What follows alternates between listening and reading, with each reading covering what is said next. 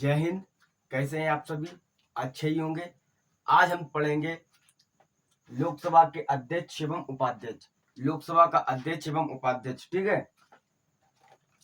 लोकसभा का अध्यक्ष उपाध्यक्ष आपको पता होगा कि जो अध्यक्ष उपाध्यक्ष की बात कर रहे हैं कौन है? ये लोकसभा के, ठीक है। ये अध्यक्ष उपाध्यक्ष कहाँ के? तो ये है लोकसभा के। एक अपना सदन होता है, ठीक है। ये सदन है, इस तरफ लोकसभा, इस तरफ राज्यसभा, इस तरफ राज्यसभा, और ये बीच में सेंट्रल हॉल। एक ही सदन में दो सभा चलती है, इस तरफ राज्यसभा, इस तरफ लोकसभा। अब लोकसभा में कितनी सीटें अपनी? 545, राज्यसभा में 245, ठीक है। लोकसभा में 545 कौन होते हैं? इनका चुनाव कहाँ कैसे होता है? इनका चुनाव हम लोग करते हैं, जनता करती है, प्रत्यक्ष चुनाव होता है। और राज्यसभा का अप्रत्यक्ष चुनाव होता है। इस पे हमने एक वीडियो बना रखी है, लिंक हमने दे रखी है, आप वहां से जाकर देख लीजिएगा, ठीक है। पूरी बात हमने राज्यसभा और लोकसभा के अंतर बताए। इसमें पढ़ रहे हैं हम लोकसभा के अध्यक्ष एवं उपाध्यक्ष। अब जैसे लोकसभा में 545 लोग, अब 545 में समझाने बुझाने के लिए कोई तो चाहिए होगा ना। अगर कोई नहीं है तो 545 लोग इकट्ठे हो गए तो इन्हें कौन संभालेगा? कोई इसमें तो सब नेता होते, कोई धोती पहन के आएगा, कोई अपनी इधर भागे, कोई उधर भागे, कोई हुड़दंग काटे, अरे ऐसा नहीं, वैसा नहीं, ये होना चाहिए, वो कहाँ से कौन कौन ढूंढे।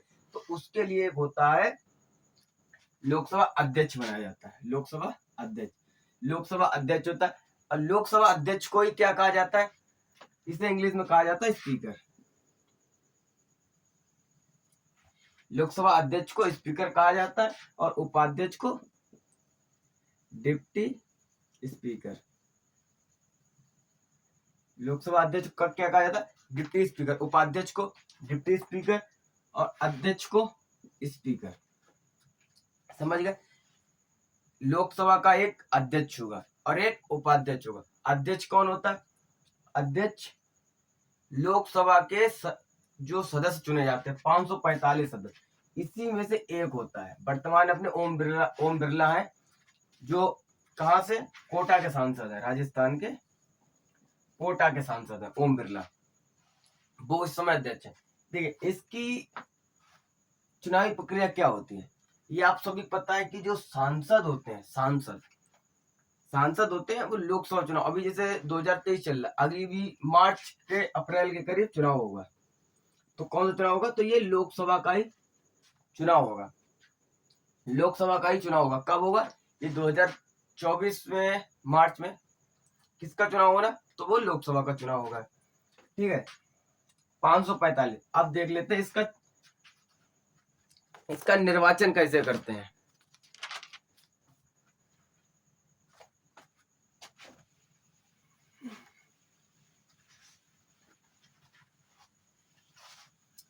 देखिए, सबसे पहले निर्वाचन की बात आती तो लोकसभा के अध्यक्ष को शपथ कौन दिलाता है? लोकसभा के सदस्यों को शपथ कौन दिलवाता है? तो देखिए, इसके लिए होता है एक अस्थायी अध्यक्ष। अस्थायी अध्यक्ष कौन होता है? वो प्रोटेम स्पीकर।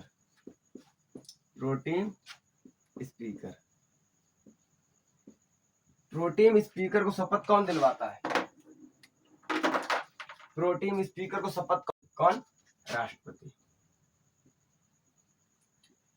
जो प्रोटेम स्पीकर को राष्ट्रपति शपथ दिलवाता है, राष्ट्रपति किसको दिलवाएगा? Pro tem speaker. और ये कहेगा अब जाओ, अब तुम जाओ, और जो यहाँ पर लोकसभा में जो ये 545 है, आप इनको जाकर शपथ तुम दिलवाओ जाकर। कौन दिलवाएगा? Pro tem speaker.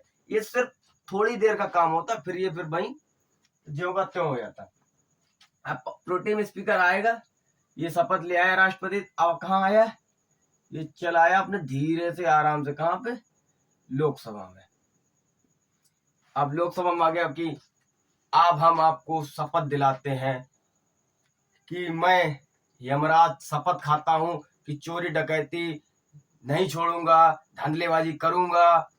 जो शपथ दिलाते हैं नेता लोग तो कहते हैं कि चोरी डकैती, हुड़दंग नहीं करेंगे, वसूलीखोरी नहीं करेंगे, लेकिन सब करते हैं। शपथ तो खाना पूर्ति की जाती है, सब जानते हैं। जो यहाँ पर आए तो 545 लोगों को शपथ दिलाई। किसने दिलाई? प्रोटेम स्पीकर ने शपथ दिलवा दी। अब प्रोटेम स्पीकर कहेगा भैया अब आप में से कोई एक लोग आओ जिसको हम क्या बना सके?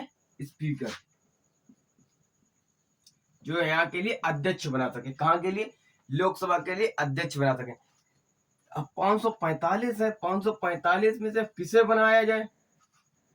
545 है, 545 में किसे बनाया जाए? तो 545 में किसे बनाया जाएगा? तो 545 में चुनाव कराया जाता है, चुनाव होता है। जिसको ज्यादा बहुमत मिलती वो कौन बन जाता है? स्पीकर। कहाँ का? लोकसभा का। लोकसभा का स्पीकर कौन बन गया? अब 545 ने चुनाव किया, उसमें से एक व्यक्ति को स्पीकर बना दिया गया। अब उसी में से एक व्यक्ति को जो सदस्य 545 एक को उपाध्यक्ष बना दिया जाता है, डिप्टी। एक को क्या बना दिया जाता है? Deputy speaker. ठीक है, अब किसको बना दिया? डिप्टी स्पीकर बना दिया। किसको? इसी 545 में से एक को। अब आप समझिए कि अध्यक्ष का चुनाव का मतलब अध्यक्ष कैसे बनता है। अब अध्यक्ष कैसे बनता है? ठीक है, अब अध्यक्ष के क्या कर्तव्य है? अब कर्तव्य के बारे में पढ़ते हैं।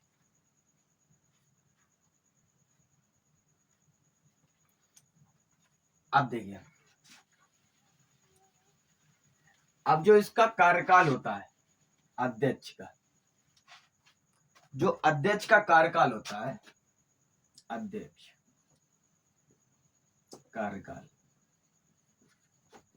अध्यक्ष का जो कार्यकाल है वो कितने दिनों के लिए होता है? तो वो लोकसभा के कार्यकाल के बराबर, लोकसभा के बराबर। जितने साल लोकसभा कार्यकाल होता है उतने पर किसका रहता है? अध्यक्ष का कार्यकाल।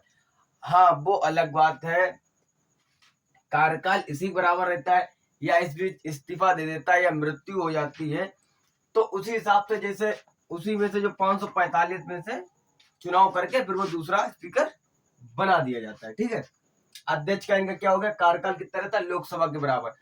और इनको शपथ नहीं दिलाई जाती, ये शपथ नहीं लेते, मतलब शपथ लेते हैं लेकिन अध्यक्ष पद की शपथ नहीं लेते। ये शपथ किसकी लेते हैं? सांसद पद की। जो लोकसभा में सांसद बनते हैं, ये जो 545 सीटें हैं ये यही सांसदों की हैं। तो जब ये सांसद थे, सदन में खड़े थे, तब प्रोटेम स्पीकर ने शपथ दिलवाई थी। जब उसने शपथ दिलाई तो ये ऑलरेडी शपथ ले चुका है अध्यक्ष, तो ये शपथ तो ऑलरेडी ले चुका है। शपथ ऑलरेडी ले चुका, तब यहाँ आकर सिर्फ क्या अध्यक्ष पद ग्रहण इसलिए किया कि इन 545 को कंट्रोल में कर सके। जो स्पीकर कहेगा लोकसभा में, स्पीकर की बात जो कह दी यानी वो पत्थर की लकीर मानी है, कोई भी मिटा नहीं सकता। और इसीलिए इसको शपथ नहीं दिलाई जाती। लोकसभा की शपथ कौन? अध्यक्ष की शपथ कब हो जाती है? जब अध्यक्ष सांसद बन के आता है तो प्रोटेम स्पीकर ही इसको शपथ दिलाता है सांसद पद की, अध्यक्ष पद की शपथ नहीं दिलाई जाती है। ठीक है,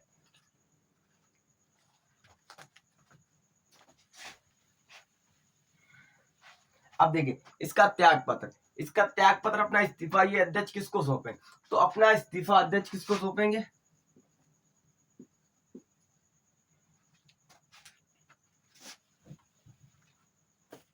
त्याग पत्र,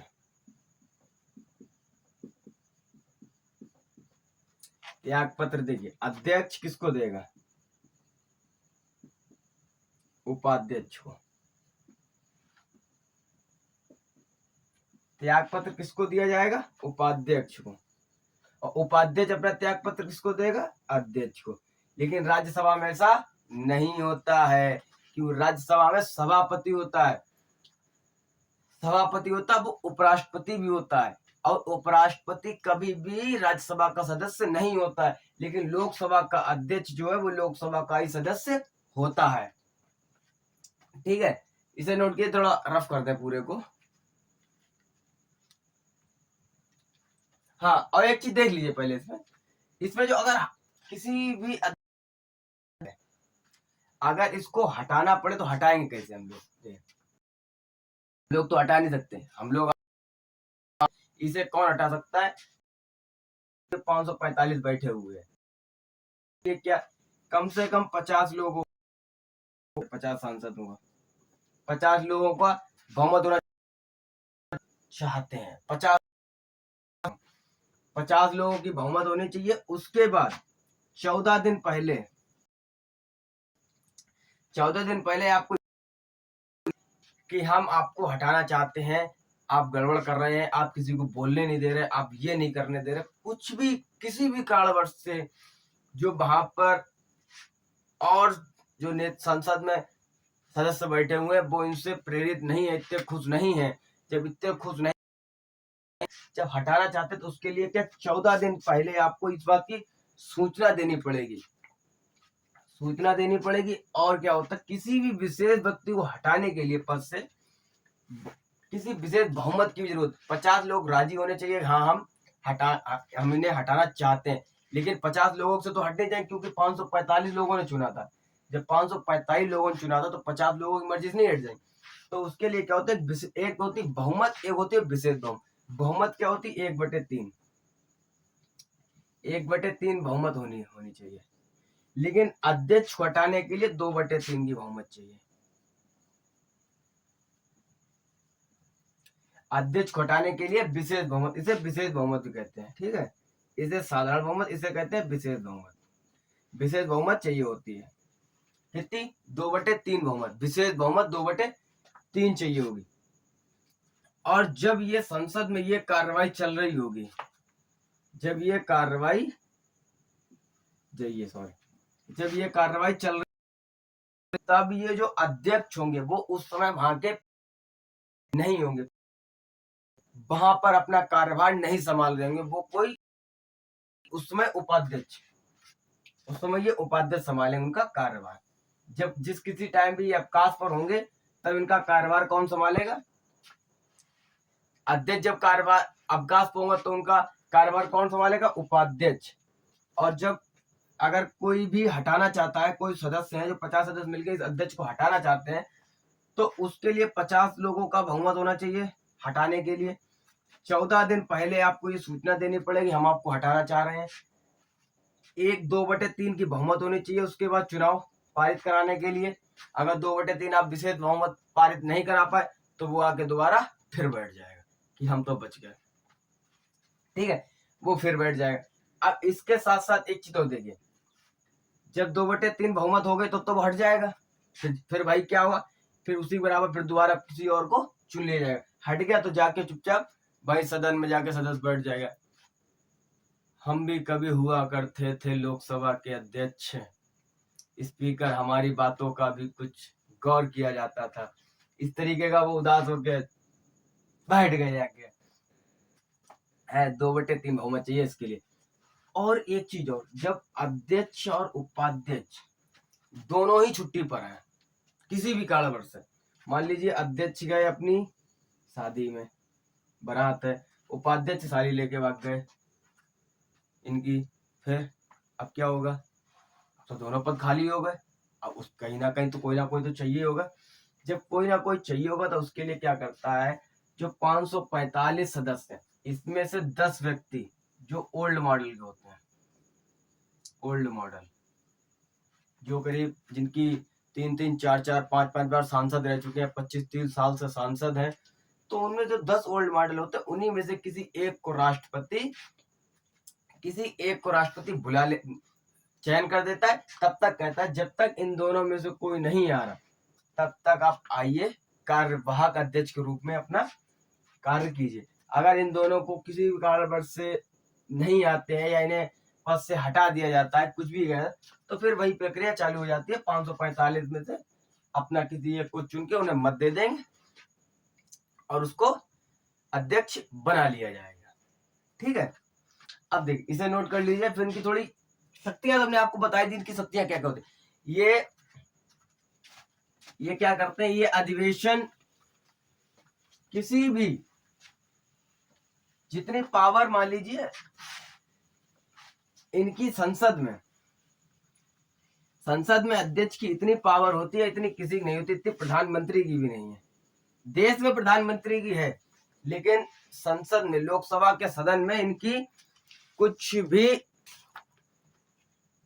इज्जत नहीं होती, इज्जत नहीं है प्रधानमंत्री की। अगर कोई भी मंत्री सांसद बना हुआ है, कोई भी मंत्री अगर सांसद है और जितने ऊंचे पद पर हो, कोई केंद्रीय मंत्री किसी भी ऊंचे पद पर हो, अब वो अध्यक्ष तो मामूली सांसद है क्योंकि उसी में चुना गया था, अध्यक्ष मामूली सांसद है। और कोई भी मंत्री अच्छे पद का मंत्री और सांसद है, लोकसभा में बैठा है, अगर उससे कहा कि आप 10 मिनट बोल सकते हैं, आप 5 मिनट बोल सकते हैं, ज्यादा नहीं बोल सकते, और 5 मिनट से ज्यादा अगर बोल रहा है तो सभी की सहमति से बोल रहा है तो बोल ले। अगर उसने कह दिया कि तुम बैठो और वो अगर नहीं बैठ रहा, जितना बड़ा मंत्री हुआ चाहे प्रधानमंत्री, तो वो तुरंत पुलिस बुलवाएगा, चलो बाहर निकलो, फेंकवा देगा, निकलवा के फिर आप बाद में कुछ भी कीजिए, उसे पार्टी निष्कासित कीजिए कुछ। लेकिन उस समय जो उसकी पावर है, बाप रे बाप, उस समय तो पावर ऑफ अध्यक्ष स्पीकर। ठीक है, ये सदन की जितनी भी कार्रवाई है ये उसका संचालन करता है। लिखिए, सदन की कार्रवाई का संचालन करता है।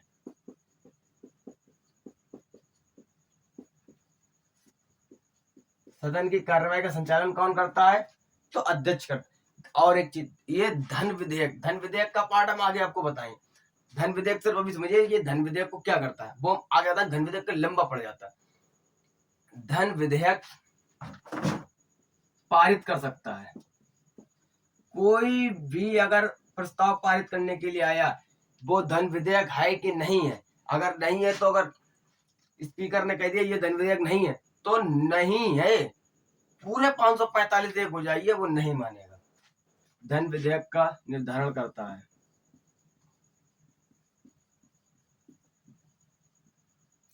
धन विधेयक का क्या करता है? तो ये धन विधेयक का निर्धारण करता है और अपना मत एक निर्णायक के मत के भी रूप में यूज में करता है। अपना मत निर्णायक मत के रूप में किस तरीके से? तो देखिए, जैसे ये अपनी ये लोकसभा, ये राज्यसभा। लोकसभा 545 है।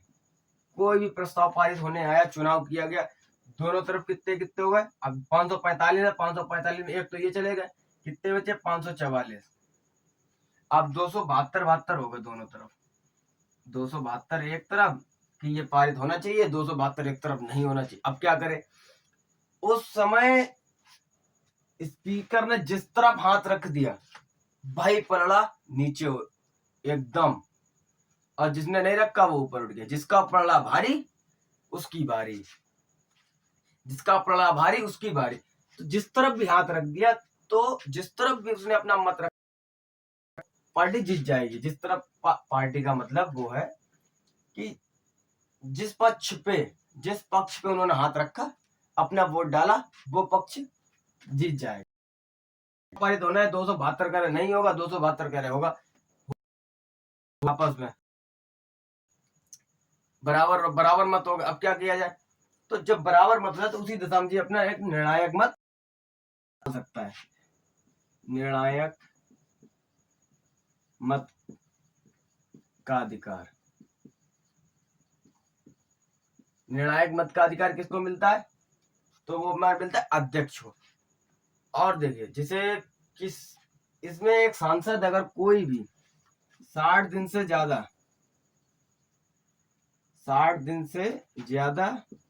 अवकाश करता है बिना अनुमति के,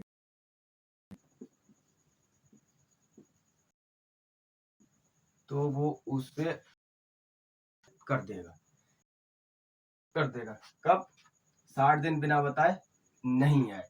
60 दिन अगर बिना बताए नहीं आए तो आपको और दल बदल की भी स्थिति में